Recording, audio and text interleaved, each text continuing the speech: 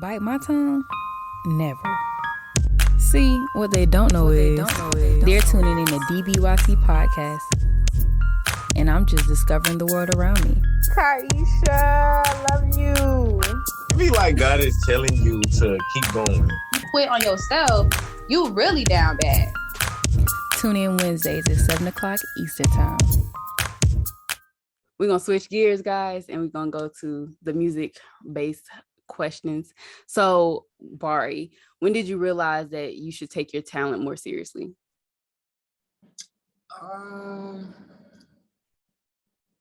I feel like it goes way back to when I was in middle school. Before I even started making music, I used to sing in church.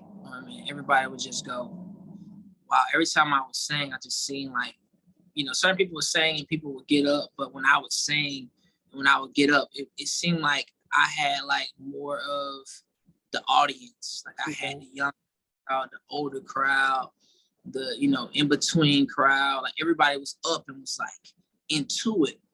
And then I used to perform at Matthew City Auditorium here in Valdosta with Southside Rec. My grandmother, she's a director, and we used to we got standing ovations like for like 4 years in a row. Wow.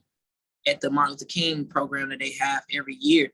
And back then, that was like, the Martin Luther King program was like deep. Like everybody was there. Like the whole city was there. Like it was packed out. And this is like the biggest auditorium that's in Valdosta. Like everybody was there. So it was like those moments of performing there really kind of was like, yo, I really love this. I love making music. I love the performing aspect. And I said, but I need to make my own. Because, recording everybody else, recording and not recording, but performing everybody else's music is cool and all, but something about having your own. So that kind of interest got to me. And then through high school, I used to just make music I did it solo. Then I got in a group and I was like, this is what I want to do. Like, I want to make music. Like, that's just what I want to do. I don't want to be a doctor. I don't want to do all that. But I will say this though, it was a couple of jobs, a couple careers I wanted to do, such as like being a biologist and being a therapist. But over, in high school, talking to a couple people kind of changed that. So I was like, yeah, let me at least try this music. Okay. So you said that you basically grew up in the church. Do you think that enhanced like your abilities and like your talents and everything? Course, that's the reason why I feel like I have the ear that I have, because of my church, Church of Christ. Growing up, we didn't have instrumentation in our church. Like everything was by vocals, so we were just taught that your instrument, what God gave you, your voice, you're supposed to sing that, sing spiritual songs and hymns. So growing up, that's all we had, and that's all I would do. Now I would hear instrumentation like through music, like listening to some of the founders of soul and jazz, being in a city where I was around a lot of more older folks and older people. It kind of enhanced that. But yeah, I would say that church is a huge reason why stacks, harmonies, vocally, because I was able to understand harmonies every day, like at church, and then we would be singing at home. So it'd be like, yeah. So yeah. Church is huge. Church of Christ, Woodlawn Forest, Church of Christ is the reason, and West Adair. So yeah. Okay, Barri. So speaking on talents, what is a talent that you may have that a lot of people don't know about? Talent I may have that nobody knows. I don't know. Like, I don't know what people think that I have. Like, I know people see me make music, but a lot of people don't know. Like, I feel like more of the acting. Like, you're an actor?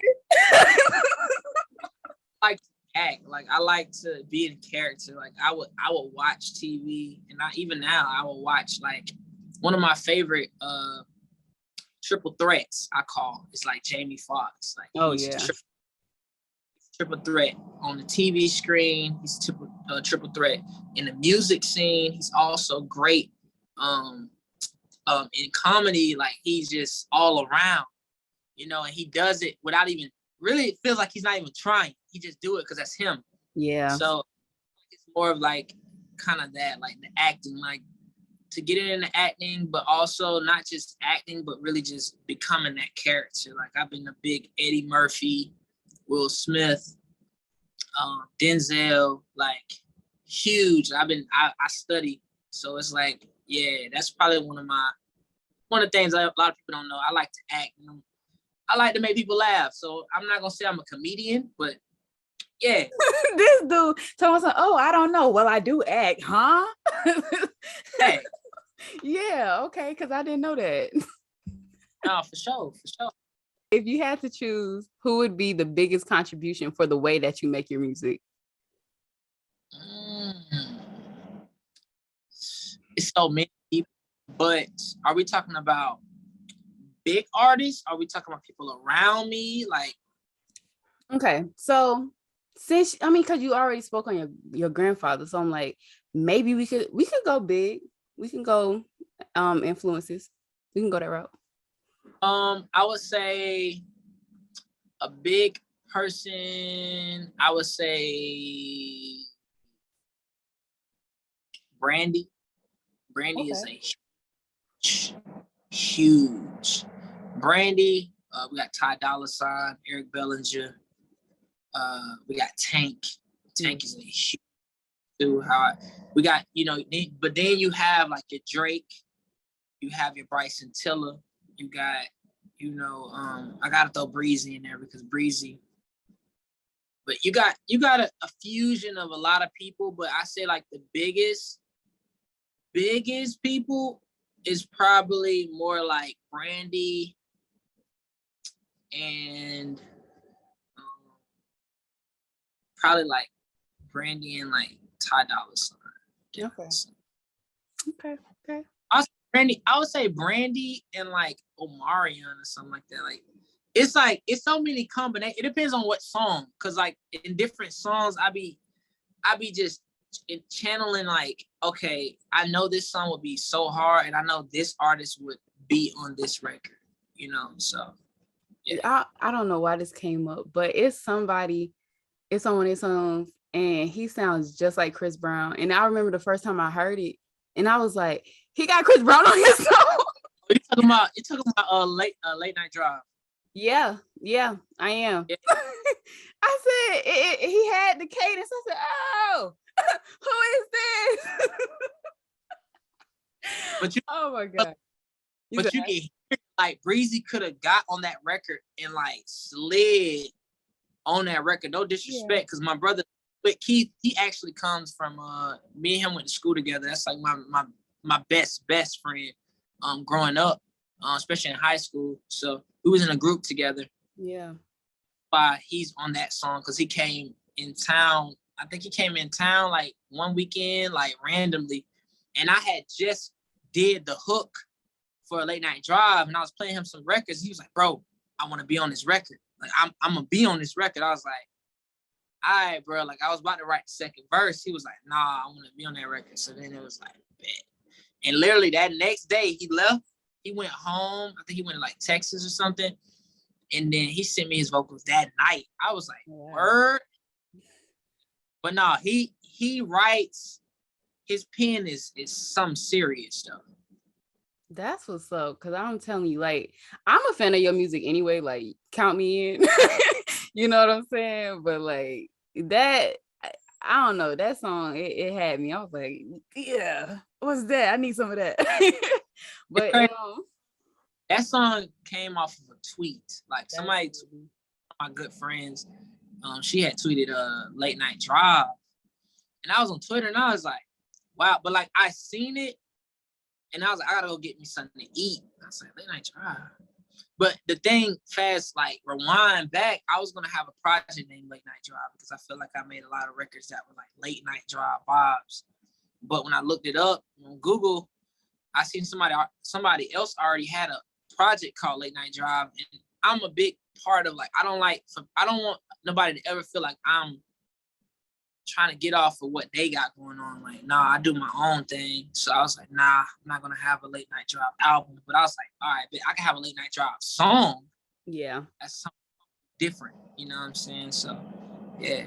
I wish I would have like done something similar to that when I started this podcast, because I didn't know nobody had, like, it's one person, shout outs to whoever you are in real life, but his name is Mookie, but I think his podcast is more so about music, it's music oriented, but I didn't know his podcast was called Don't Bite Your Tongue until one day I looked it up, and then they was like, this isn't you, and I'm like, I know that's not me. Who is that? But I was like, when I started this, I really didn't do no research. I didn't listen to podcasts or anything. It was just like, I like to talk. Let me see what I can do. And it started like that 2 years ago. That's crazy. And also when you just said that, it reminded me of what they said Lil Wayne do that too. Like, he look up lyrics and everything before he like lay it down to make sure nobody has said it. And I'm like, that's smart. That's smart.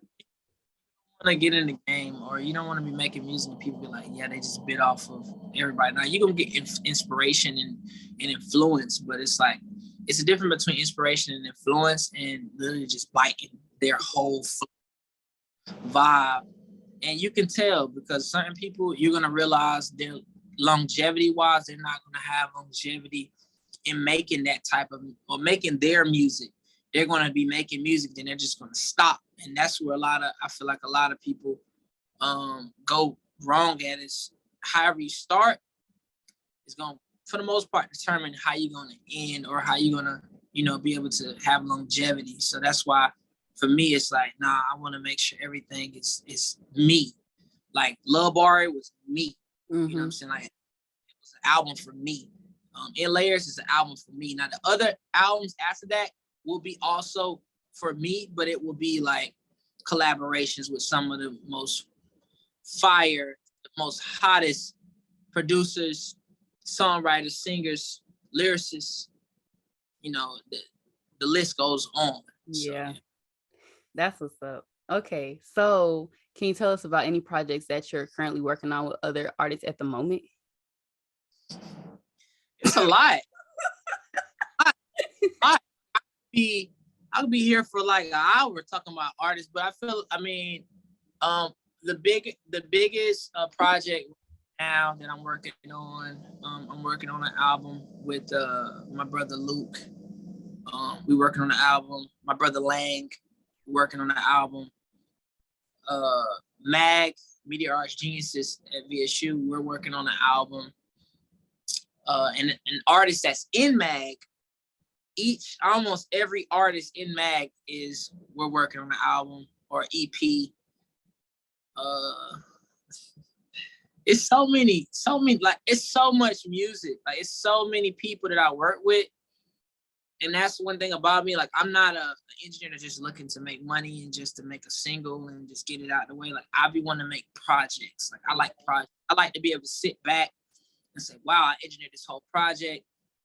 I could sit back and listen to a Vanna J project. I could sit back and listen to a Tyesha B project, a Kuba Chris project, a Lang project. Like, I could sit back and watch and be like, yo, like, I really did that. That's a part of time, outside of my own music. So, yeah. On a sidebar, because I didn't write this one down, but do you ever get like overwhelmed with all these different people, like working with them? Yes. Okay. I mean, it's not overwhelmed. It's a lot of the artists that I've worked with, and it's not all of them, but a lot of them, like, we're all in the same kind of boat financially. Like, financially, we don't have the money to be able to spend. And like here, like these clouds right here, they're not free. You know what I'm saying?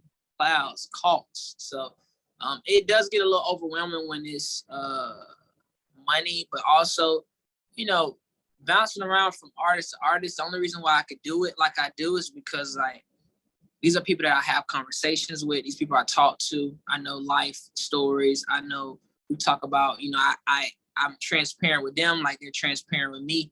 And you can tell that through the music of people that are transparent, because the music hits even deeper, because they're speaking about heartbreak I can speak, I can engineer it when I'm feeling, I'm diving into the music just like they're recording the music. So I'm diving into, if it's a heartbreak, I'm gonna mix it like I was heartbroken. Like, I'm like when I was heartbroken, when this situation happened or this situation. So that's where I feel like the music stands, like I can be able to move around. So it's not really overwhelming in that standpoint. It's just the back end of it, of like the money and not being able to have the funds to be able to do certain things that I want to do, because like I truly believe in the ecosystem that I've created. Yeah. To a point, if I don't have the money for it, or if we don't have the money to be able to do what we need to do, it's going to come. But right now we need to put in that work to be able to get the audience and get the people to really support us and really lock in, and show support and share and like and really want to do it. It's not like we need to ask for it. It's more like they want to do it because they believe in us, like we believe in ourselves. Mm-hmm. Yeah. Okay, all right. This man said I got it all under control. It's cool. It's cool. You know, I'm Barri B. I'm cool as ice. You know, it's gonna happen. Yeah. The time happening just depends on the time that the Most High wants it to happen. It's gonna happen. I know it. I have faith. Because you can see it, right? Like I'm a high believer in manifestation, like this, like the spoken part of the action part of it, like, and by the looks of it, look like you're doing your thing. Hey, listen, got to like, and that's like, I feel like that's just the role that I've created for myself, like to be able to work with all these artists. Like a lot of stuff depends on me, so my mental well-being, my financial well-being, a lot of that stuff is on me to be able to do, but I can't just do it for them. I have to do it for me too. Like I have to really lock in, because I'm creating, I'm helping with a lot of the creation, and I'm a big part of that ecosystem that I'm envisioning, that I want, and I want to continue to let it grow. Yeah. Oh yeah. Okay, so this gonna roll into my next little question. So knowing that you could have kept all of this to yourself with your gems and your juice and everything, like why share that with everybody? Like when, because you have like a large leader role where a lot of people are dependent on you. Like it's almost like being kind of like a parent. Like you can't take no sick days off because people are, you know what I'm saying? Like for real though, like they depend on you. So like, why did you choose to help so many different people in that aspect? I feel like it comes back to like when I was talking about my grandmother. My grandmother had a nonprofit organization, Southside Recreation Center.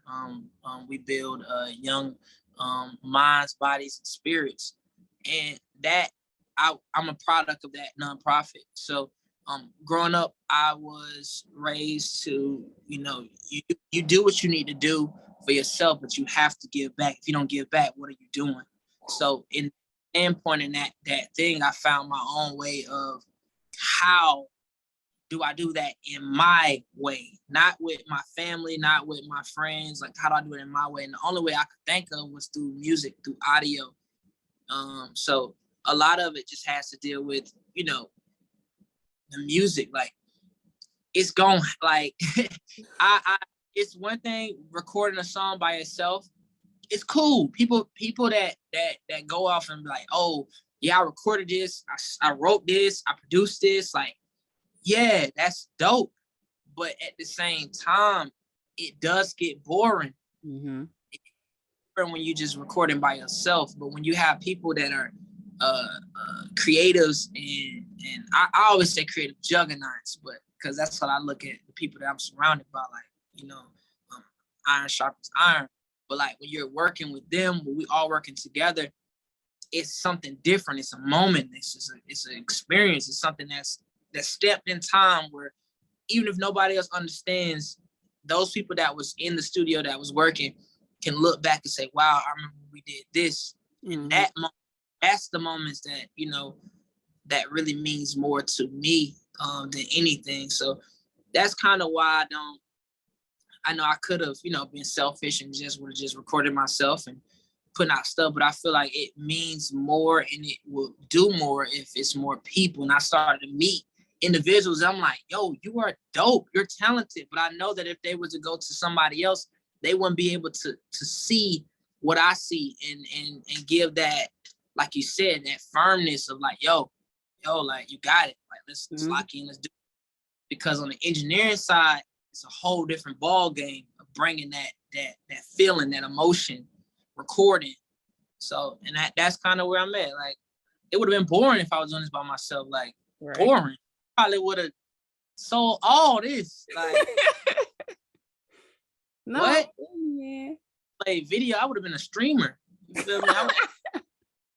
Like, do something that I could do by myself. Like, making music is better when you're doing it with individuals that you respect and that are, I mean, for me personally, that are talented. Like, people I hang around are talented. It's not like I'm just hanging around. No, people I hang around, they sharpen me like I sharpen them. We just all coexist, so yeah.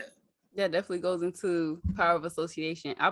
Like, Barry, when I tell you, I'm an energy feeling person. If I didn't feel like if I felt something was off, we wouldn't be even talking. Let me tell you that, because I'm in the business of people too. So it's like you said, it would be boring. I can't do what I do without people. I'm so intrigued in the mindset of people and like how they go about their life, because I'm like, we all so different. We all live these different lives and come from different backgrounds. Like, I couldn't do this. I can't have no a whole musical conversation with myself. What am I gonna talk about? You know what I'm saying? So I feel you on that. But no, on that, like, yeah, like that's, like I said, in high school, I wanted to be a therapist because I was going through traumas in life. And I kind of, at the same time with the engineering and everything, it's kind of like music. I look at it more like music therapy. More people has been telling me like the sessions that they work with me is like music therapy, because I make sure the artists get out what they really want to get out. Like, it's like, yo, how you feeling today? Oh, you feeling like this? Okay, we need to write about this. We don't need to write about something that you want people to feel. You need to feel through what you're feeling right now. And that's kind of where a lot of the music comes from. So I felt that when you said that about the mind, because the mind is a powerful thing. So most definitely. That will conclude the second part of Barri B, the interview. If you like what you're hearing, please continue to vibe with us. And if not, we'll catch you another time. Part 3 will be about a past project that Barri has done that we all know and love. Love, Barri. Thank you so much for the continued support. I'm Tyesha, and I promise I won't bite my tongue.